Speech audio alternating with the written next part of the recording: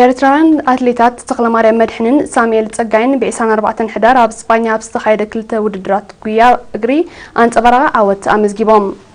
አትሌት ተክለማርያም መድሕን ንመበል 34 ግዚኡ ኣብ ከተማ ማድሪድ ኣብ ዝተሰላሰለ በአልኮቤንዳስ ዝፍለጥ 9500 ሜትሮ ዝሸፈነ ውድድር ብ28 ደቂቕ ተዓዋቲ ናይቲ ውድድር ካብ ዝኾነ ኬንያዊ ኢማኑኤል ቤት ብሓደ ካልኢት ድሒሩ ካልኣይ ደረጃ ክሕዝን ከሎ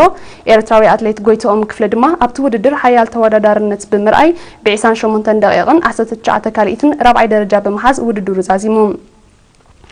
ኣብ ተመሳሳሊ ዕለት ካብ ሳትሩች ናብ ቢልባው ኣብ ዝዝርጋሕ ዓቐብን ቅልቁልን ዝበዝሖ 15800 ሜትሮ ዝሸፈነን ልዕሊ 3000 ተቐዳደምቲ ዝተሳተፈ ውድድር ኤርትራዊ አትሌት ሳሙኤል ጸጋይ ብ45 ደቂቕን 10 ካልኢትን ቀዳማይ ኮይኑ ከም ተዓወተ ማዕከናት ዜና ኣቃሊሐን